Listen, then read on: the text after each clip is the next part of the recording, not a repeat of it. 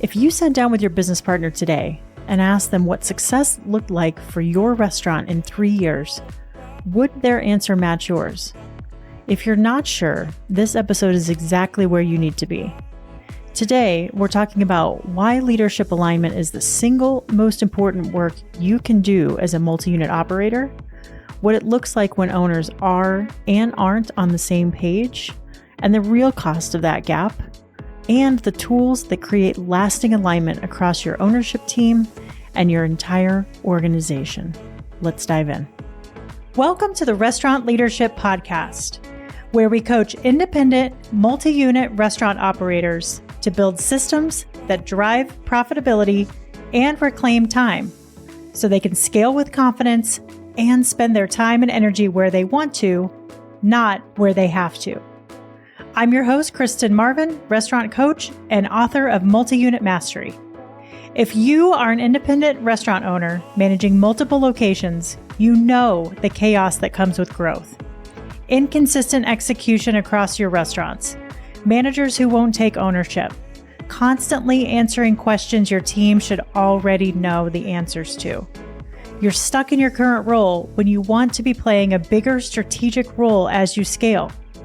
You don't have the right leaders in place or you keep losing them. And you're not sure how to find great people and actually keep them around.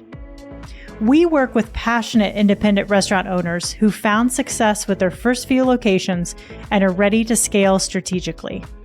Our clients aren't looking to just survive expansion. They want to thrive through it. They're committed to developing strong leaders and creating exceptional guest experiences.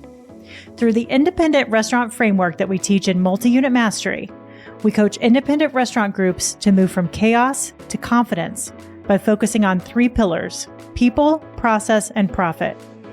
You can grab a gifted copy of the book at irfbook.com. On this show, we bring you real coaching conversations, leadership strategies, and the frameworks that you need to lead like a CEO instead of operating like a worn-out manager. And here's the thing, coaching has changed our clients' businesses and can change yours too. If you've never experienced what it's like to have someone in your corner who actually gets the restaurant world, we'd love to connect. We offer one-on-one and group coaching. Head to kristenmarvin.com/contact for a complimentary coaching session, and let's talk about what's possible for your restaurant group. Today, we are going to talk about something that doesn't get talked about nearly enough in the independent restaurant world, and it's something that just keeps coming up with the majority of our clients time and time again as we continue to work with them. It's leadership alignment, specifically when you've got 2 or more owners at the helm of your restaurant group. By the end of this episode, I'm going to make sure that you understand why misalignment is one of the most common reasons restaurant groups stall out, what it actually looks like when owners are and aren't on the same page, and the tools that will get your entire organization rowing in the same direction. Let's get started. Misalignment is one of the sneakiest killers in a multi-unit restaurant group business. It doesn't necessarily show up all at once. It creeps in really, really slowly. In the decisions that don't get made, in the conversations that keep getting avoided, in the team that's looking to one owner for direction and constantly getting a completely different answer than they expect from the other. It's kind of like the mom and dad area here. The worst part, though, is that most owners don't even realize it's happening until they're so deep in the weeds that stepping back feels nearly impossible. So that's what this episode is all about today, because we've sat across from too many talented, passionate operators who are working their asses off and still not moving forward. And 9 times out of 10, misalignment is the reason why. I'm going to provide you with a couple of stories here from restaurant groups that I've recently talked to. One is a family-owned restaurant. They've seen incredible growth over the last 3 to 4 years. They've tripled their business. They're really pushing the limits of what the restaurant can do. They're building a bunch of talent. there's real ambition to get ready to scale the business. And underneath it all, there's a succession plan that's never really been fully executed, roles and responsibilities that are really murky for what owners are doing what in the business, and a very much an old school mentality that it's the owner's job to be in the restaurant every single day, touching every aspect and grinding. It's a mentality that really conflicts with where the new owners want to take the business. So it's causing a lot of tension. The new owners are ready to move forward. The business is ready to move forward, but the alignment isn't there. And it's creating this huge bottleneck that no amount of hustle can fix. When I was coaching this owner around this obstacle, I asked one simple question: who is the decision maker when it comes to major business decisions and how you all move forward? And he shrugged his shoulders and said, I have no idea. That's the problem. They know where they want to go. They just haven't had the really tough, important conversations that they need to have for the business and with each other in order to move things forward, because they're family and it's really, really tough. And we see this a lot in the independent restaurant space. Another story is a pair of people that have been working together for 15 years. Two owners, 15 years in business together. A restaurant that, from all outside appearances, is successful. One owner decided that they wanted to step back for a period of time, take a break, understand what was going to be next for that specific person. And when that owner stepped back, they had a huge moment of clarity. And they actually saw how the business was running without them. They recognized all the gaps and the conversations that they hadn't had, and the expectations that they hadn't set, and things that they hadn't documented that they really, really needed to. They realized they never actually sat down with the other person and agreed what success looked like.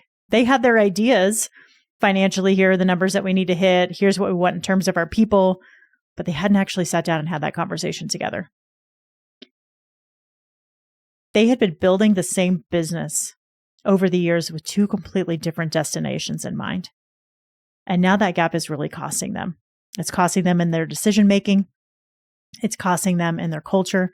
And it's costing them in their growth. There's so many ways that businesses run, and I'm amazed sometimes.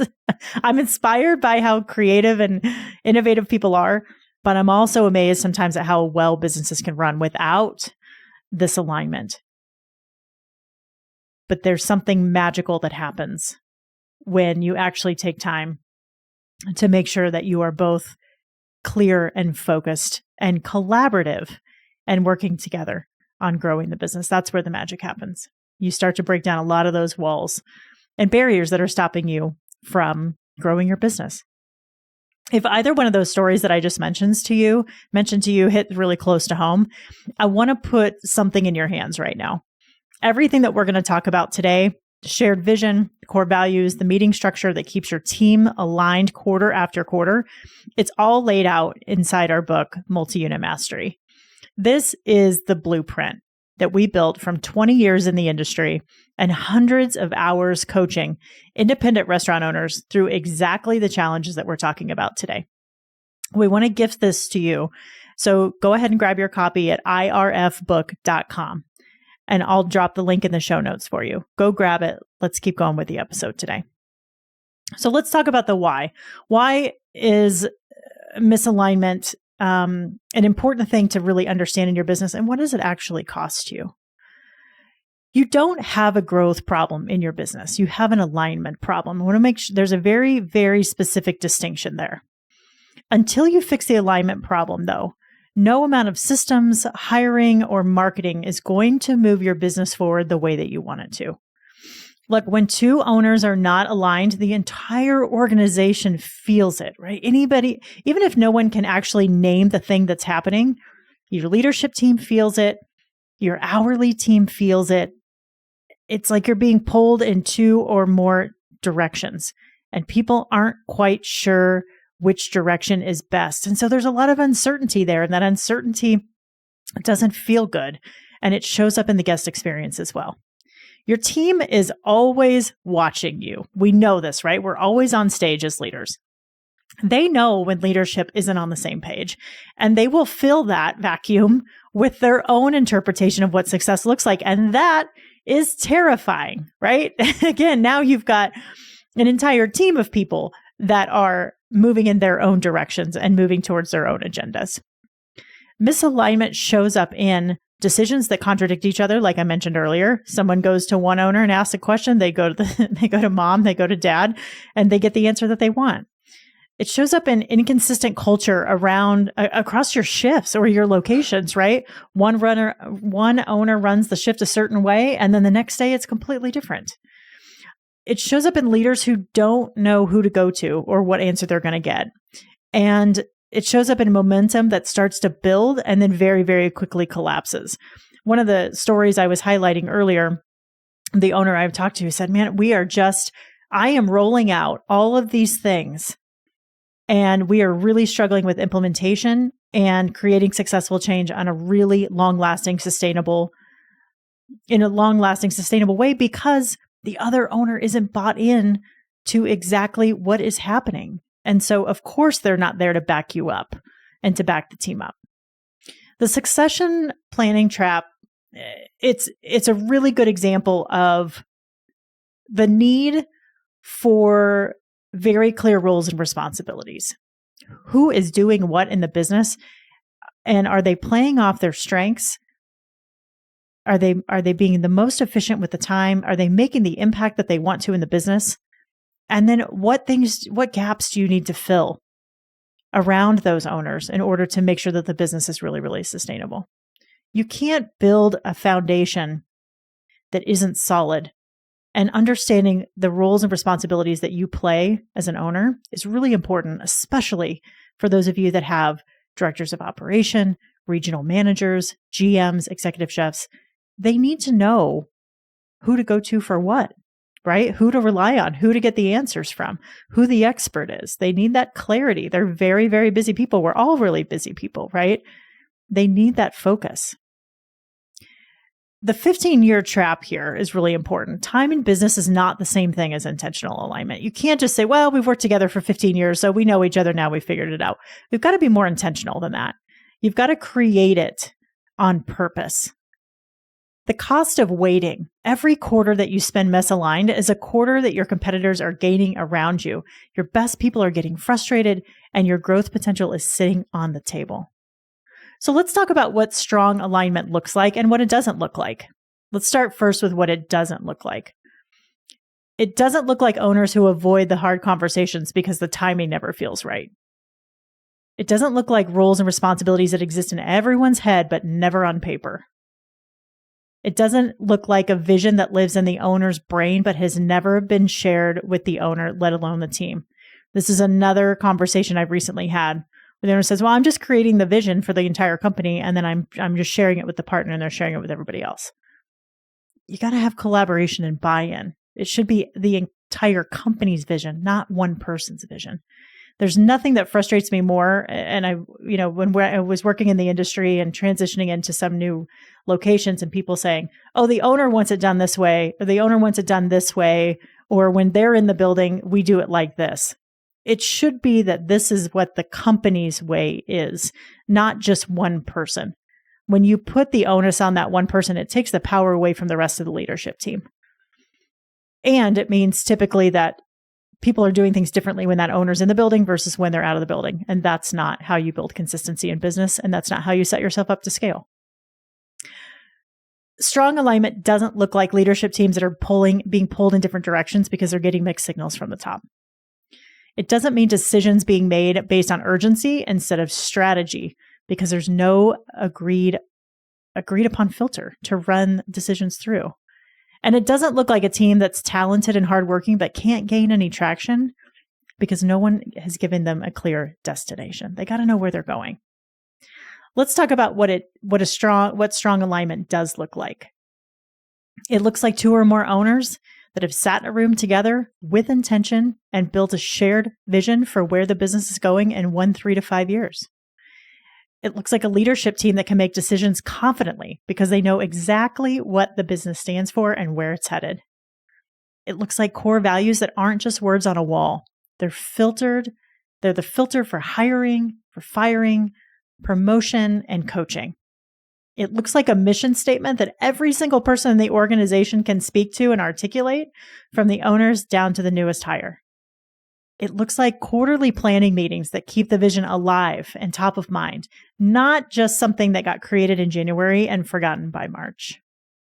And it looks like owners who disagree sometimes. My business partner and I love to have this conversation. What do we do when we disagree? It's good to disagree. Healthy conflict is part of alignment. It's important to have those different perspectives, to look at those different options and make sure that you're managing the risk from all sides before you make an important business decision. Healthy conflict is part of alignment, but who always walks out of the room, you want to make sure that the owners are always walking out of the room in lockstep. That's the goal here. So let's talk about some of the tools that create and sustain alignment. One is a shared vision. Again, like I mentioned earlier, it's something that's built together. It's collaborative. It's not handed down. The more that you bring your teams in and have them collaborate and are involved in the decision-making process, the more buy-in that they have. It's a non-negotiable here to have a shared vision that's built together. Every owner at the table needs to have a voice in building the vision. When people build it together, like I said, they own it. When it gets handed down to them, they tolerate it. Very big distinction there. The vision needs to cover where you're going, what success looks like, very, very, very specifically. The numbers, the number of teammates that you need, leadership, all of it. Get really specific here. And it needs to include what role each owner plays in getting there. And it has to be written down. Another tool is a mission that means something. Your mission is your why. It's what gets your teams out of bed and what your guests feel when they walk through the door. If your owners can't agree on the mission, your team will never be able to live it. This has to come first. The other tool is core values that drive behavior. Values are not aspirational wall art. They are behaviors you hire for, you promote for, you coach against, and yes, you fire for. The behavior that you tolerate becomes your culture. We've talked about this a lot, and I've heard this more and more and more over the last 6 months. The behavior that you tolerate becomes your culture. Your core values are so important, and defining the behavior behind them is so important so that your managers aren't interpreting exactly what each value means. But those values also challenge you as the owner to hold yourself accountable to make sure that you're actually living those values in the way that you're treating your team every single day. If your owners are not aligned on the values, every people decision you make will feel inconsistent and arbitrary to your team. I talk to owners all the time that say, I've got this person in a really important position. He or she's a regional or director of operations, and they are a major cultural misalignment to our team. That is a very dangerous situation to be in. And what stops them a lot of times from moving forward and replacing that person is this limiting belief that it's really hard to find good talent now. I'm so overhearing that. You've just got to get clear and more specific on who you're looking for. Yes, you're going to post an ad. You're going to get 50 resumes. You're going to get 5 that are what you're looking for, and you're going to get 1 to 2 good interviews out of it. That's the way that the cookie is crumbling right now. Another tool is quarterly planning meetings, the tool that keeps everything that we just talked about alive. This is the piece that most operators skip, and it's so important. We talked about this last episode on how to plan and execute effective quarterly meetings. So if you need that tool, go back and listen to that episode. Quarterly meetings build the vision. They define the values. They write the mission. And then life happens and it all collects dust, right? Quarterly meetings are how you keep alignment from being a one-time event and making it an ongoing practice. You review where you've been. You solve the hard problems. You set the 90-day goals. And then you recommit to the vision together every single quarter. It's non-negotiable. You can't create this at the start of the year and then never look at it again. This is the tool that you measure every single major decision against. It's what keeps you from drifting, and it's what keeps your team from grasping at all these little opportunities that they see to do pop-ups or create new events for the business, or try to generate new ideas to drive sales all the time, when they should be looking at how and what needs to be done in order to enhance the guest experience and take better care of the people that are already coming in your doors. The final tool is sharing the vision with your entire team. Like I mentioned earlier, alignment does not stop at the ownership level. Your managers, your shift supervisors, your shift leads, your hourly team, they need to understand where the business is going and how their role specifically contributes to getting there. When your team understands the vision, they stop just showing up and they start showing up with purpose. So many operators we talk to say, I just want my team to think like owners. I want them to think like I do. They're never going to be as invested as you are, but this helps them show up with more intentionality and purpose every single day. It also really helps them stay connected to the business when things get really, really challenging. That is how you build a culture that retains great people and attracts more of them. So let's talk about how to get started. Start with a conversation, not just the owners. Start with a conversation with just the owners. No agenda, no pressure, just ask each other, what does success look like to you in 3 years? You might be surprised at the answer that you get from them. Get a facilitator in the room.